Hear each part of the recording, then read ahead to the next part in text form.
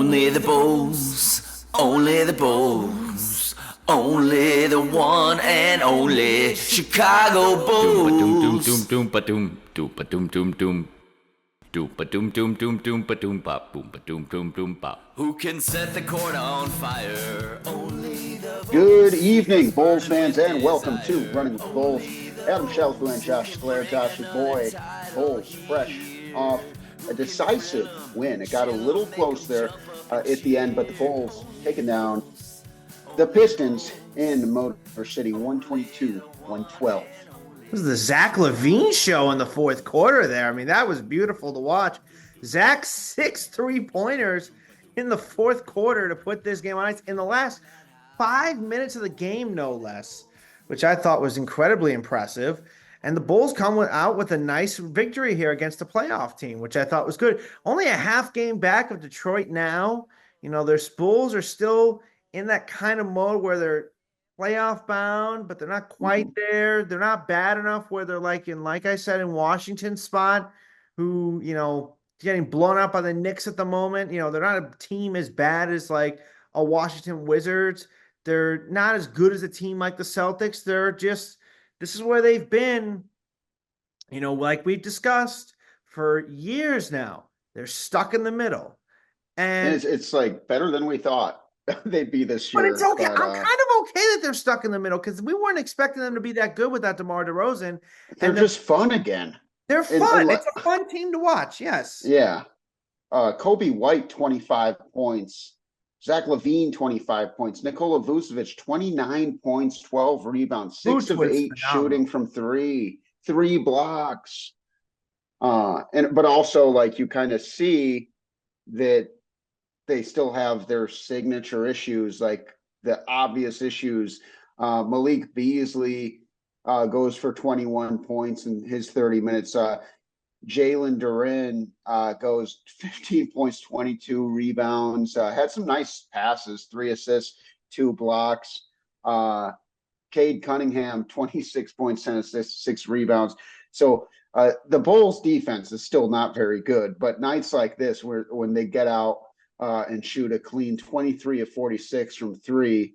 I mean, I remember there's years where, like, the Bulls, I felt like we're taking 23 threes a game, let alone making 23 threes.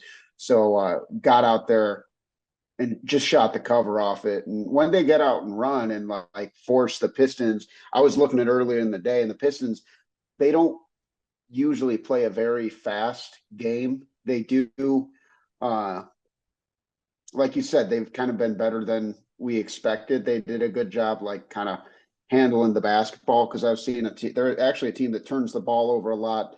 Only 9 turnovers for them tonight. But once again, the Bulls just able to do that one by, you know, pace and space.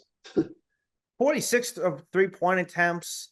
They had 91 field goal attempts. So 1 out of every 2 field goals they attempted was a 3-pointer.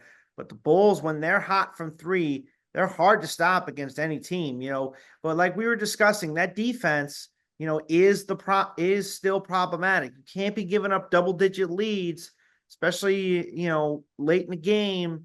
You know, the Bulls were able to pull it out, but that's a cause for concern still that has plagued the Bulls, and, you know, they need to continue to, you know, play good. One thing I'll tip my hat to, Josh Giddey also had a very good game, 11 points. Almost triple-double, yeah. Almost a triple-double, 10 assists, 8 rebounds. You know, he didn't shoot very well from 3, but that's okay. They don't really need him to shoot that well from 3 all the time. You know, hopefully he can get his, you know, game going. But I wanted to talk to you about that because it's been kind of concerning. Josh Giddey in November is only shooting 26.5% from 3. Does that concern you at all? I don't think it's that concerning. I guess, like, I kind of have a weird take on it. He hasn't been a great 3-point shooter so far in his career. He's only 22 years old. On the season, he's still shooting 37%, which is substantially up on his career average, which is 31. I think with his fit on the Bulls, he can't be a Rajon Rondo where they dare him to shoot. He needs to keep that above 35. I expect, I guess I'm like not terribly shocked that these last few games, because like you said in the month of November, right? And so like Cleveland locked his ass up, Houston locked his ass up, shot now 3 games in a row, 25% tonight, but that's 3 games in a row under 25%. But then you look at the ones before that, 33% and 50%. So, I mean, I'm okay with it just because, like, when I look at the big picture, his numbers are up as far as like continuing to drive that career average up. His rookie year in OKC, 26%. His sophomore campaign, 32.5. Last season, 33.7. This year so far, 37.3. I think we've seen time and time again that guys can get that shot to develop. And so I kind of look at Giddey and I look at what you want him to be as far as when he really is stepping into his own, coming into his prime. I think there's a realistic chance he gets to be shooting higher 30s or 40% from three. So it doesn't concern me about November. To me, I just see that the trend is headed in the right direction. He's shooting it pretty well from three this season. Yeah, I mean, I'm just a little worried when you have a month-long struggle like this. It is a bit of a cause for concern. But, I mean, you said November, right? In November so far, so it's been almost. Yeah, it's the 18th. It's been like what, a few games? Let me see how many total. 1, 2, 3. I mean, that's like you can't get like. This is his last 10 games. He's shooting 26.5. So, that's not great. His last 10 games, and he's only had and he's only had 3 games in the entire month of November where he shot over 50%. Yeah, I mean, like from the field in general.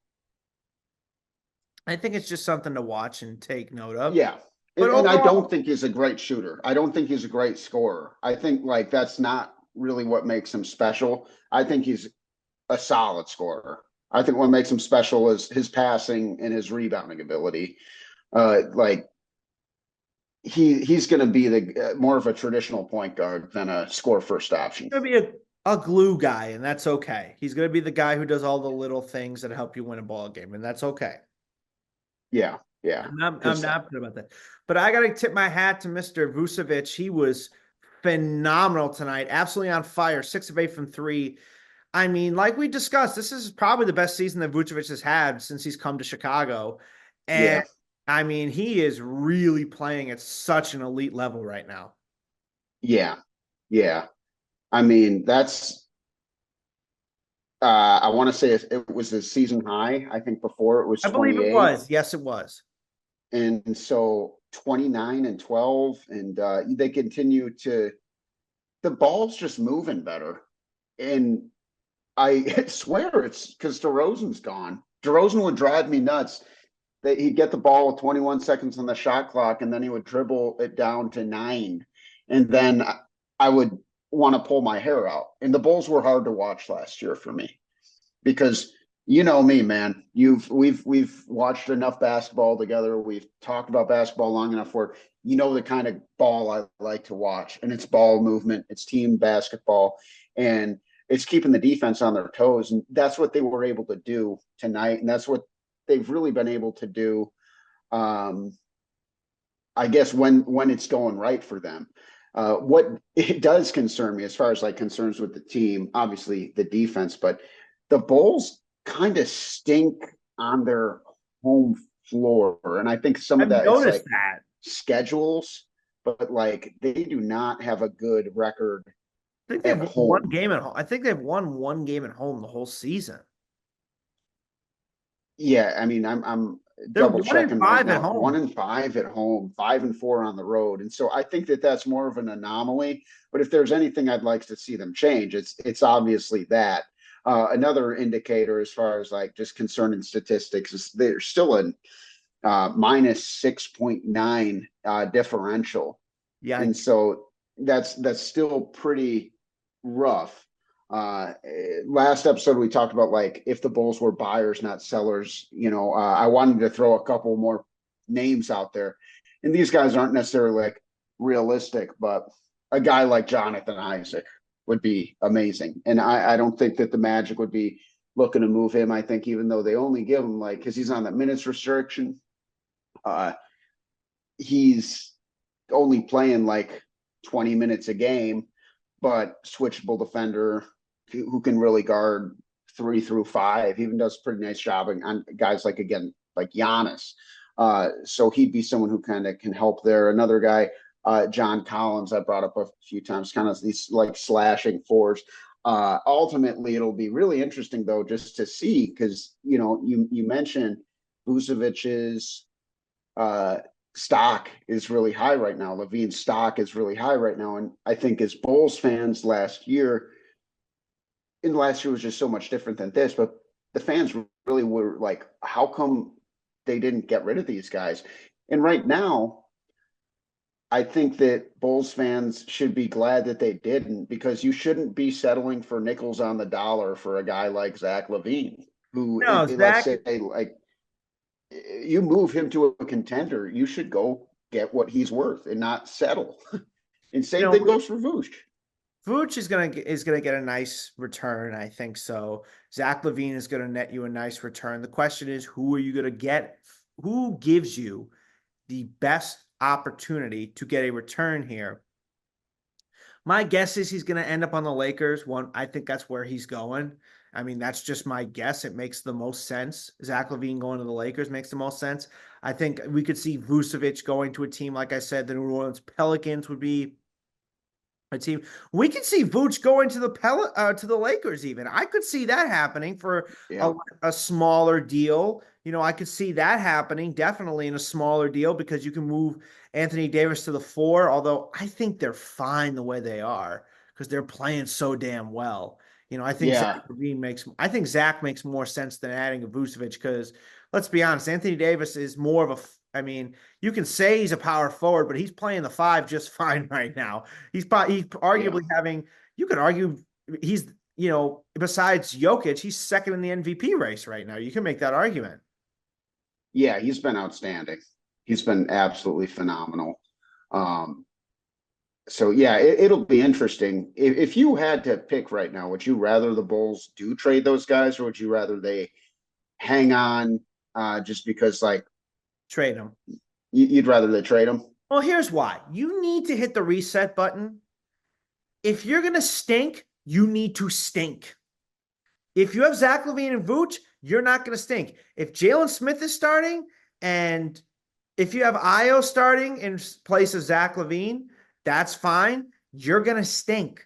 You're going to lose a lot more basketball games. You protect that top 10 pick that you want to have in the draft. And the Bulls need to have all the assets that they can have, heading into next season. And they're going to stink next season too. They need to, you just got to accept the Bulls are in for a long rebuild. And this is just the way that it is. If you are in the playoff hunt, obviously they're not going to make that move.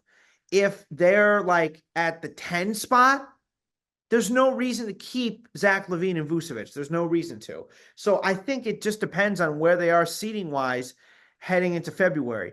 The problem is that ownership is going to want to keep them.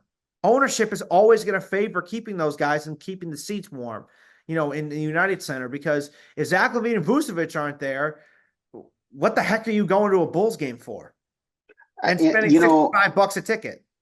I think that you kind of said exactly how I feel there, where it's like, for me, it really does depend on where they're at in February. Because if they can, like, let's say they traded Zach LaVine for a guy who allows them to be more versatile defensively. Okay, so like, this is not realistic, but let's say a guy like Desmond Bane. So if the Bulls got like a younger piece who can play really good defense and still be really good on offense, Zach LaVine, I'd say, is a better player than Desmond Bane right now. But if they can like do that, that would be like the best case scenario, where it's like, okay, the Bulls traded Zach and they actually somehow got better, right now, and younger. you know? So it's like, but I just don't know how realistic that is. And I just don't know, like I've mentioned guys like Jonathan Isaac and Jaren Jackson and Desmond Bain, and like Isaac and Jaren Jackson are both like the switchable bigs that can really move, and like those guys, they just don't grow on trees.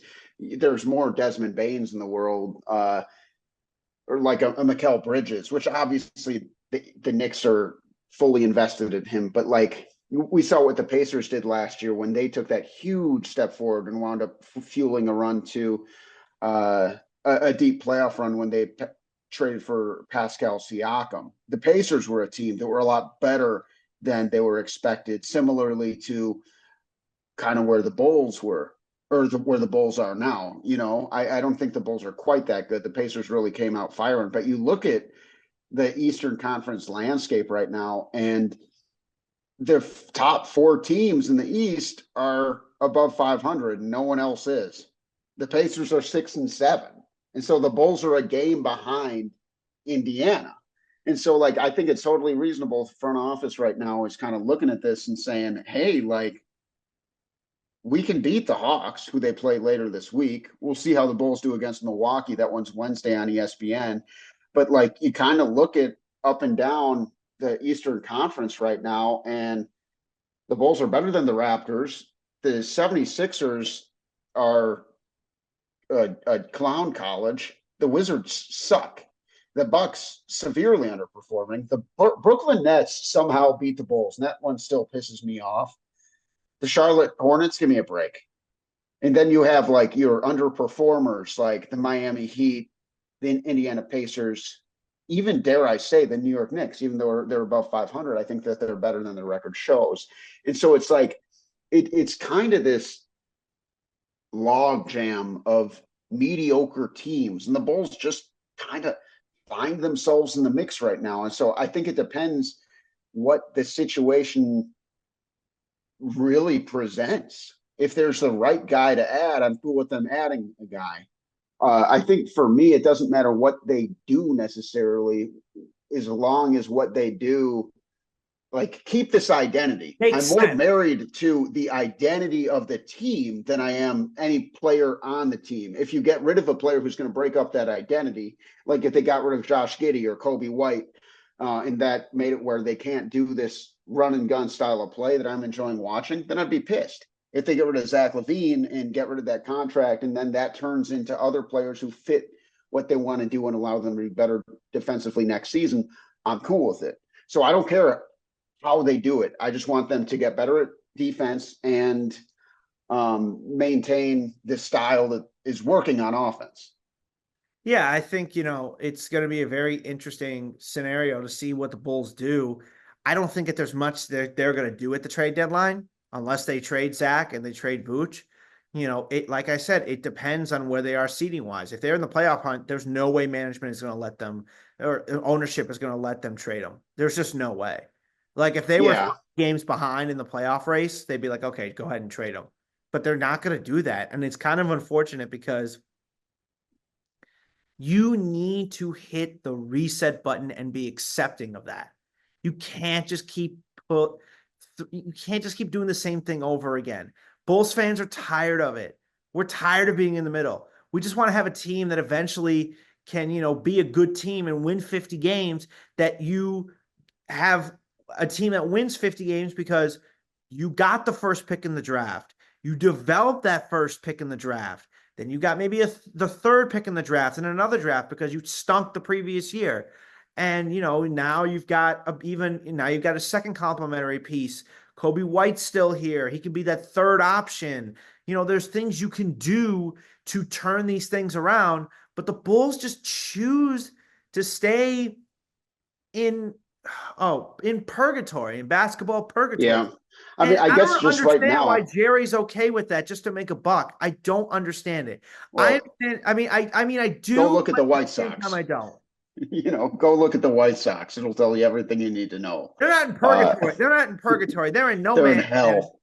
They're in hell. I don't know. Hell's not even the right word. I don't even know what you call it. The deepest depths of They're in the circus Dante's of hell. Inferno. They're in hell. They're in hell if it was a circus, because that thing is a damn circus over there. It's ridiculous. Yeah. I mean, we could talk all we want about some of the questionable decisions of the Bulls ownership. But yeah, it just seems like it's the front office that doesn't really like, and it's one of the things like I don't hate it about them. Like they always try to compete. And I think that, it's like, I don't think they're as brilliant as like Danny Ainge, but the Danny Ainge is running this front office, we'd be fine. We'd be a top 4 seed probably, because he knows. Depending on when he took over, they would have already won a championship. I'm sure they would have. I'm sure. Yeah, but I think one thing's interesting, and this is kind of why we wanted to even like record after the Detroit Pistons game. This is just an interesting litmus test, because the Pistons are a decent little team. The Bulls, we think, are better than the Pistons. And so I feel like the theme of the season of Running with the Bulls podcast so far has been like, how good are these guys? Well, they just beat the Pistons. Like if you look at the Eastern Conference standings right now, it's a mixed bag for the Bulls. They've had two close games against the Caps, a win over the Magic, a win over the Knicks, a win over the Pistons. So there's 6 teams, and a win over the Hawks. I'm going to include them in this too. So there's 8 teams ahead of the Bulls in the Eastern Conference standings. The Bulls have beaten 5. That's just worth noting. So, I mean, it's like, who knows? I mean, it really depends. I mean, I think that they're still a fine team, and they've got a pretty decent schedule coming up. They got to play Milwaukee, they got to play Atlanta, Memphis, and Washington. They can win 3 of those 4 games pretty easily. And that's the thing. Like, we need to see more consistency, because this just looked like a classic trap game for who the Bulls have been so far this year. Like, they're a team that beats the Knicks, like beats the Magic, then goes ahead and loses to the Nets. And so I was interested to see, like, all right, are the Bulls going to be 5-10 or 6-9? Because if they're 5-10, then they're way down there with Milwaukee. I'll tell you what, I don't want the Bulls to be in a play-in team. If it's play-in team or being outside looking in completely, I'd rather them be outside looking in completely. But if they can be playoff, I'm cool with that. If the Bulls can get inside the top 6, I'm cool with that. What I don't want is 7 or under when it all is said and done in late April. We will see, man. I mean, it's going to be very interesting, what happens. And then, I think this is a good win, and we'll see where it puts them. I mean, I think Milwaukee's still going to be a very tough test for them, because Milwaukee, believe it or not, is beating the Rockets right now. And I believe it, because they're a good team. They're a good team with a bad record. I think the Bucks are going to turn it around real quick. Yeah. It's just a matter of time. I'm looking at the next few games. You got the Bucks on the road. Bucks are going to be pissed they lost the last one. That's going to be a hell of a challenge. Then you got the Hawks and the Grizzlies. I'm really excited for those games in particular, because those are 2 teams that want to run, and it's just going to be a fun game. The Bulls hosting the Hawks, hosting the Grizzlies.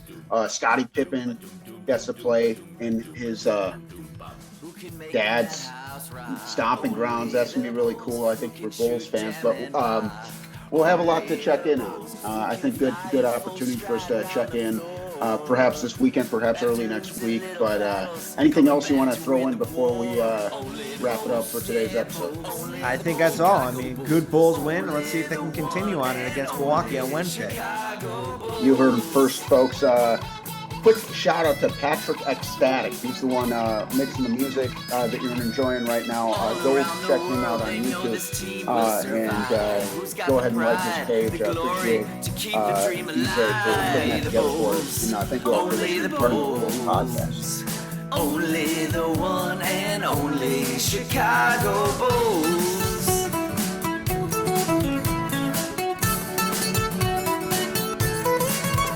Who can fly through the air? Who can get them off their feet? Who can always snatch a victory from the jaws of defeat? Who can play the toughest defense, shattering the score, get Chicago up and rocking, crying out for more? Only the Bulls, only the Bulls, Chicago Bulls, only the one and only Chicago Bulls. Ay, ay, ay, ay. Ooh, Chicago Bulls, yeah. Chicago Bulls, ay, ay, ay. Chicago Bulls, ay, ay, ay. Chicago Bulls.